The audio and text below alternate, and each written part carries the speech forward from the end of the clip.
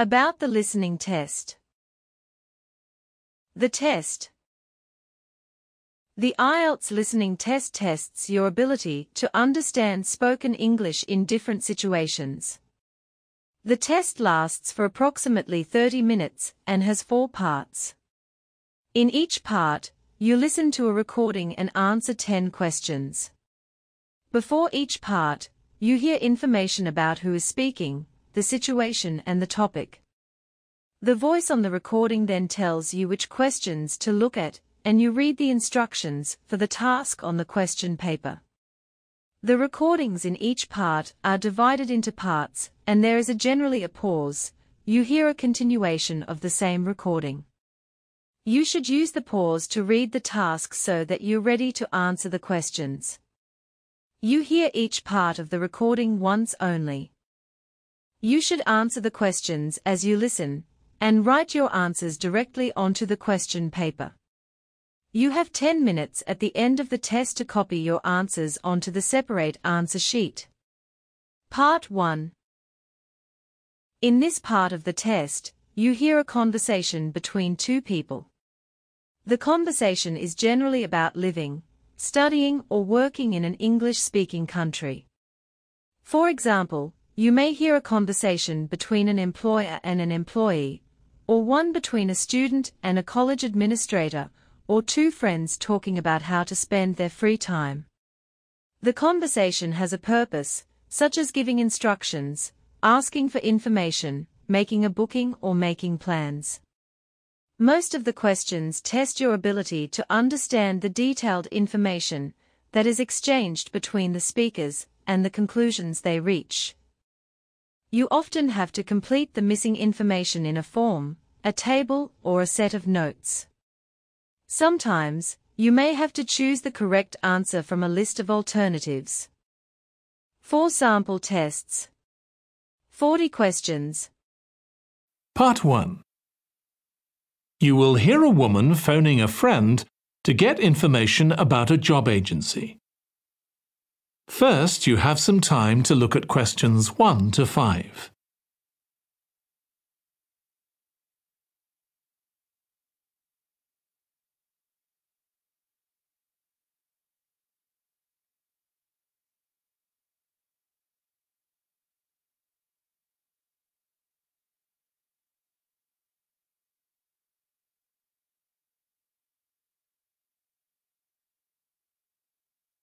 Now listen carefully and answer questions 1 to 5. Hello, William. This is Amber. You said to phone if I wanted to get more information about the job agency you mentioned. Is now a good time? Hi, Amber. Yes, fine. So the agency I was talking about is called Bankside. They're based in Docklands. I can tell you the address now. 497 East Side. OK, thanks. So is there anyone in particular I should speak to there? The agent I always deal with is called Becky Jameson. Let me write that down. Becky... Jameson. Jameson.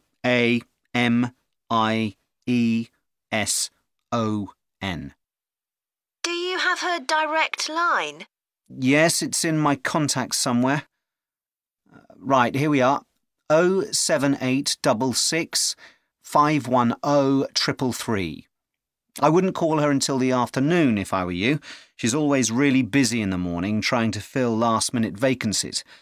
She's really helpful and friendly, so I'm sure it would be worth getting in touch with her for an informal chat. It's mainly clerical and admin jobs they deal with, isn't it? That's right. I know you're hoping to find a full-time job in the media eventually, but Becky mostly recruits temporary staff for the finance sector, which will look good on your CV, and generally pays better too. Yeah, I'm just a bit worried because I don't have much office experience. I wouldn't worry. They'll probably start you as a receptionist or something like that. So what's important for that kind of job isn't so much having business skills or knowing lots of different computer systems, it's communication that really matters, so you'd be fine there. And you'll pick up office skills really quickly on the job. It's not that complicated. OK, good. So how long do people generally need temporary staff for? It would be great if I could get something lasting at least a month. That shouldn't be too difficult. But you're more likely to be offered something for a week at first, which might get extended. It's unusual to be sent somewhere for just a day or two. Right. I've heard the pay isn't too bad. Better than working in a shop or a restaurant. Oh, yes, definitely. The hourly rate is about £10, $11 if you're lucky. That's pretty good. I was only expecting to get £8 or £9 an hour. Before you hear the rest of the conversation, you have some time to look at questions 6 to 10.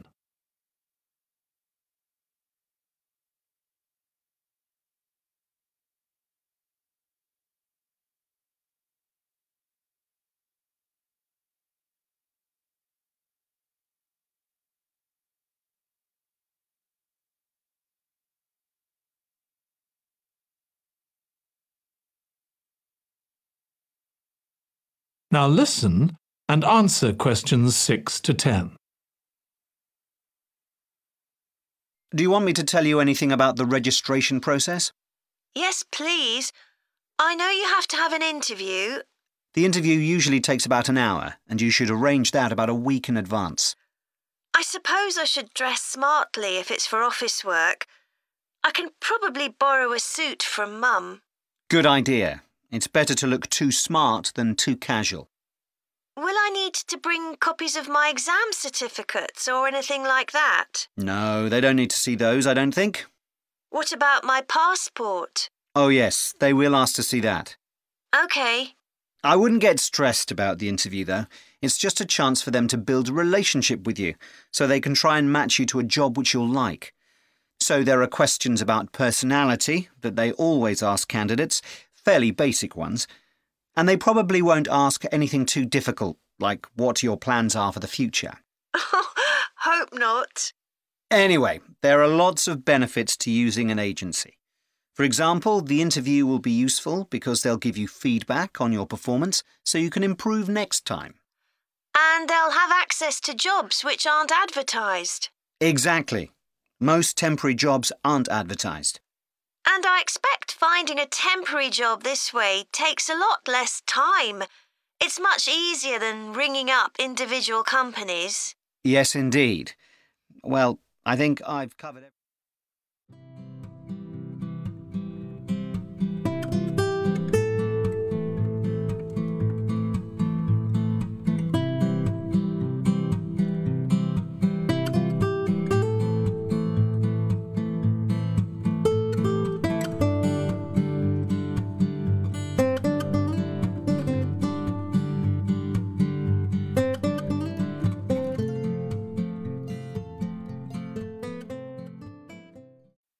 Part 1. You will hear a woman calling a tourist information office to ask about a festival. First, you have some time to look at questions 1 to 4.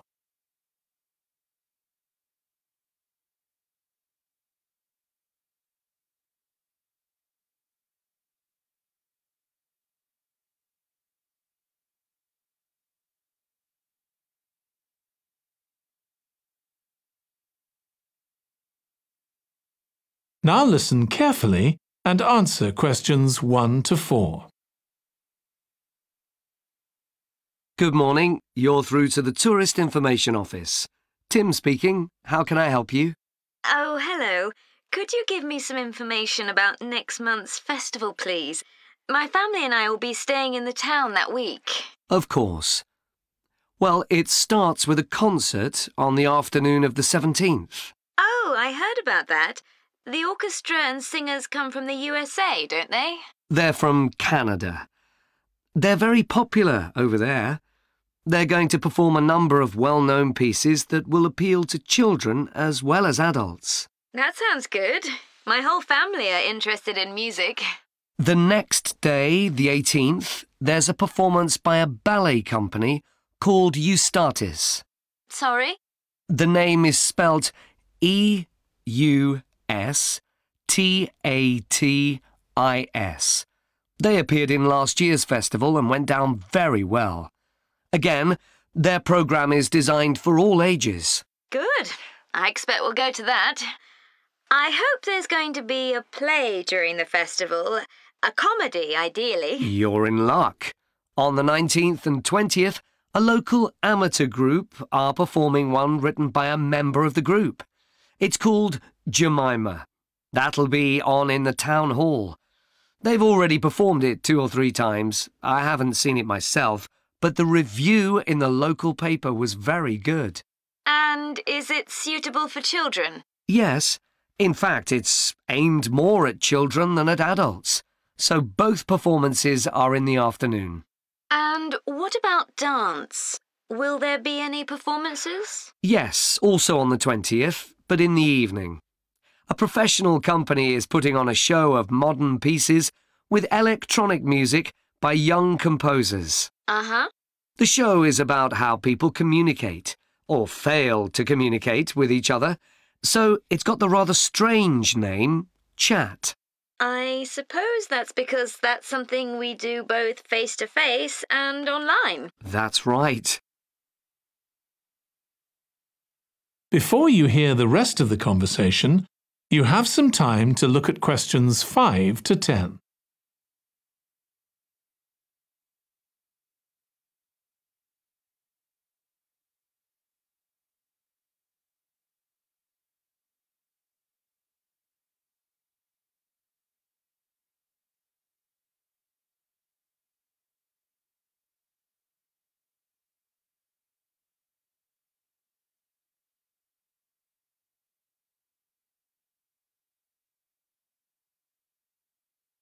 Now listen and answer questions 5 to 10. Now, there are also some workshops and other activities. They'll all take place at least once every day, so everyone who wants to take part will have a chance. Good. We're particularly interested in cookery. You don't happen to have a cookery workshop, do you? We certainly do. It's going to focus on how to make food part of a healthy lifestyle. And it'll show that even sweet things like cakes can contain much less sugar than they usually do. That might be worth going to. We're trying to encourage our children to cook. Another workshop is just for children, and that's on creating posters to reflect the history of the town. The aim is to make children aware of how both the town and people's lives have changed over the centuries. The results will be exhibited in the community centre. Then, the other workshop is in toy making, and that's for adults only. Oh, why's that? Because it involves carpentry. Participants will be making toys out of wood, so there'll be a lot of sharp chisels and other tools around. It makes sense to keep children away from it. Exactly. Now, let me tell you about some of the outdoor activities. There'll be supervised wild swimming. Wild swimming? What's that? It just means swimming in natural waters, rather than a swimming pool. Oh, OK. In a lake, for instance. Yes. There's a beautiful one just outside the town, and that'll be the venue for the swimming. There'll be lifeguards on duty, so it's suitable for all ages. And finally, there'll be a walk in some nearby woods every day. The leader is an expert on insects. He'll show some that live in the woods and how important they are for the environment. So there are going to be all sorts of different things to do during the festival. There certainly are. If you'd like to read about how the preparations for the festival are going, the festival organiser is keeping a blog. Just search online for the festival website, and you'll find it. Well, thank you very much for all the information. You're welcome. Goodbye. Goodbye.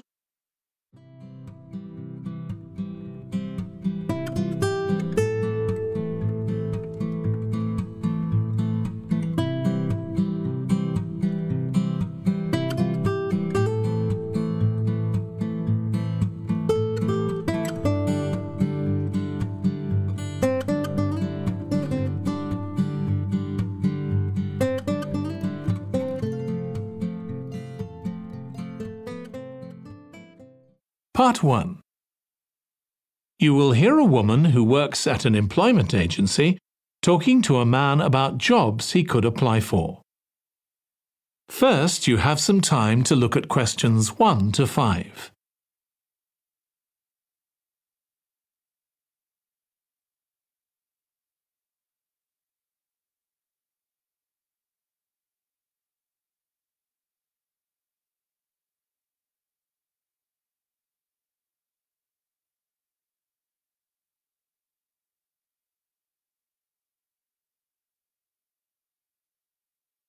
Now listen carefully and answer questions 1 to 5.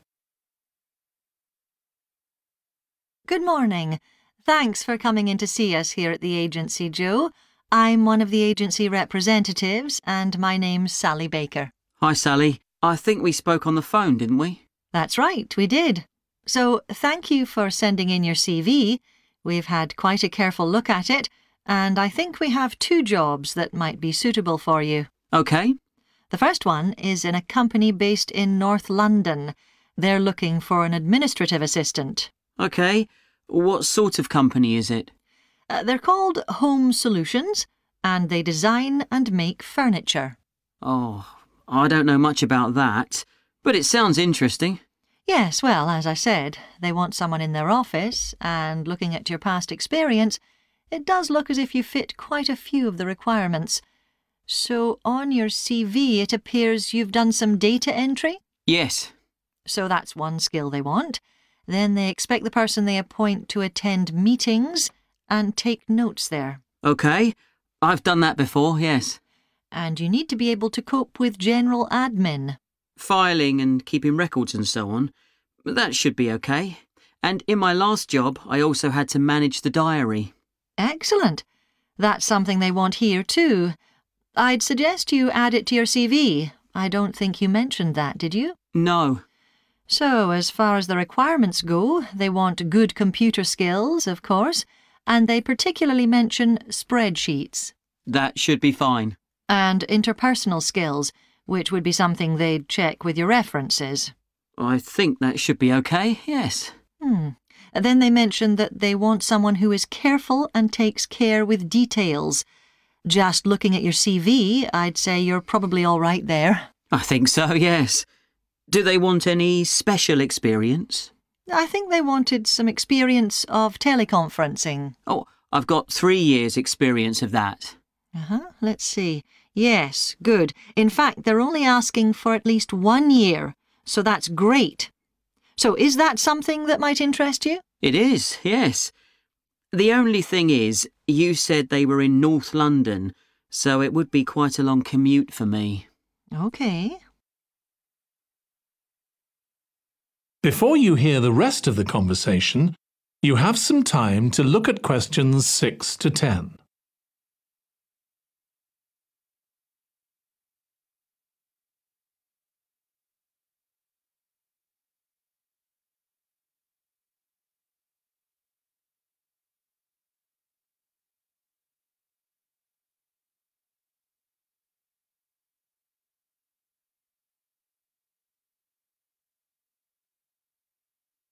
Now listen and answer questions 6 to 10.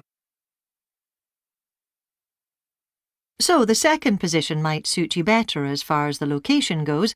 That's for a warehouse assistant, and that's in South London. Yes, that would be a lot closer. And you've worked in a warehouse before, haven't you? Yes.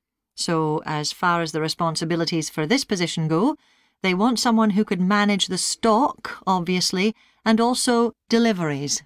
That should be OK. You've got to keep track of stuff, but I've always been quite good with numbers. Good. That's their first requirement. And they want someone who's computer literate, which we know you are. Sure. Then they mention organisational skills.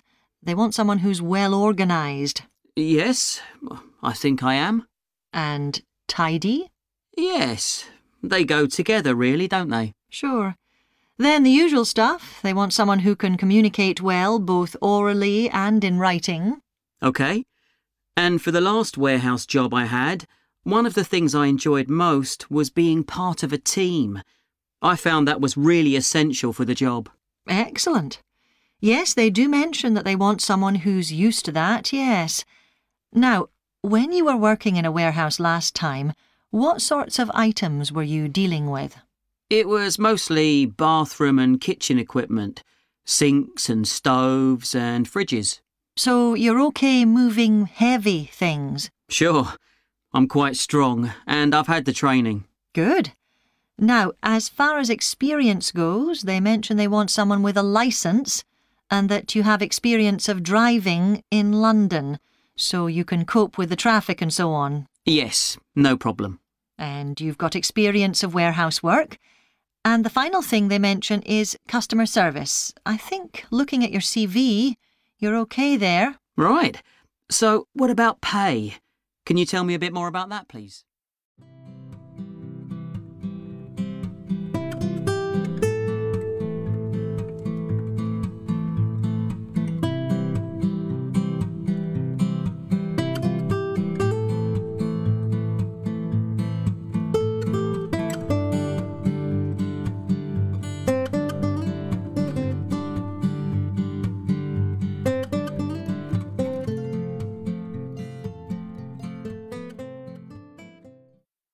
Part 1. You will hear a representative from a train company talking to a woman about her train journey. First, you have some time to look at questions 1 to 6.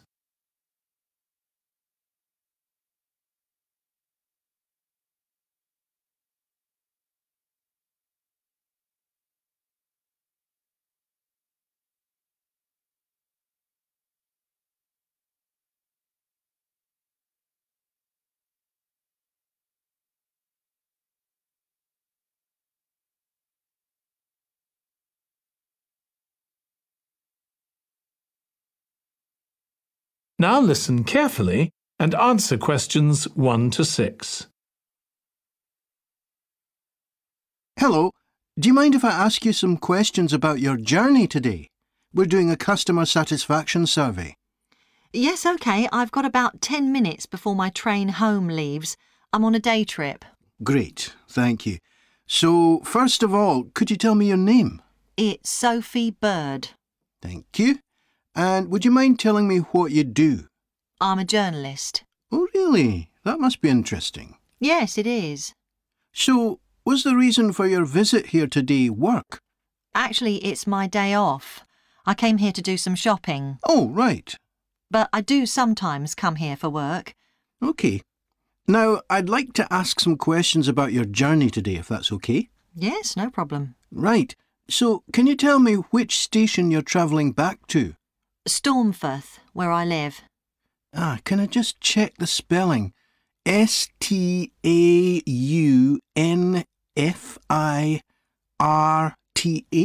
That's right. And you travelled from there this morning? Yes. OK, good. Next, can I ask what kind of ticket you bought? I assume it wasn't a season ticket as you don't travel every day. That's right. No, I just got a normal return ticket. I don't have a rail card, so I didn't get any discount. I keep meaning to get one because it's a lot cheaper. Yes, you'd have saved 20% on your ticket today. So you paid the full price for your ticket? I paid £23.70. OK. Do you think that's good value for money? Not really. I think it's too much for a journey that only takes 45 minutes. Yes, that's one of the main complaints we get. So you didn't buy your ticket in advance? No. I know it's cheaper if you buy a week in advance, but I didn't know I was coming then. I know. You can't always plan ahead. So, did you buy it this morning? No, it was yesterday. Right. And do you usually buy your tickets at the station? Well, I do usually, but the ticket office closes early and I hate using ticket machines. I think ticket offices should be open for longer hours. There's always a queue for the machines and they're often out of order. A lot of customers are saying the same thing. So, to answer your question, I got an e-ticket online. Before you hear the rest of the conversation, you have some time to look at questions 7 to 10.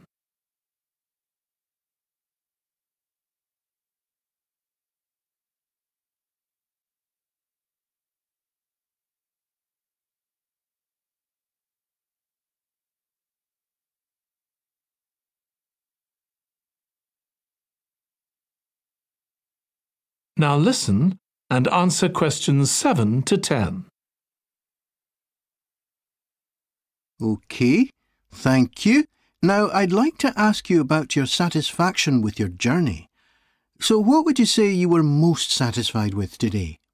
Well, I like the Wi-Fi on the train. It's improved a lot. It makes it easier for me to work if I want to. That's the first time today anyone's mentioned that. Oh. It's good to get some positive feedback on that. Mm. And is there anything you weren't satisfied with? Well, normally the trains run on time and are pretty reliable, but today there was a delay. The train was about 15 minutes behind schedule. OK, I'll put that down. Now, I'd also like to ask about the facilities at the station. You've probably noticed that the whole station's been upgraded. What are you most satisfied with? I think the best thing is that they've improved the amount of information about train times, etc. that's given to passengers. It's much clearer. Before, there was only one board and I couldn't always see it properly, which was frustrating. That's good. And is there anything you're not satisfied with? Let's see. I think things have generally improved a lot. The trains are much more modern and I like the new cafe. But one thing is that there aren't enough places to sit down, especially on the platforms. OK. So I'll put seating down, shall I, as the thing you're least satisfied with? Yes, OK. Can I ask your opinion about some of the other facilities? We'd like feedback on whether people are satisfied, dissatisfied, or neither satisfied nor dissatisfied. OK. What about the parking at the station? Well, to be honest, I don't really have an opinion, as I never use it. So neither satisfied nor dissatisfied for that, then? Yes, I suppose so. OK.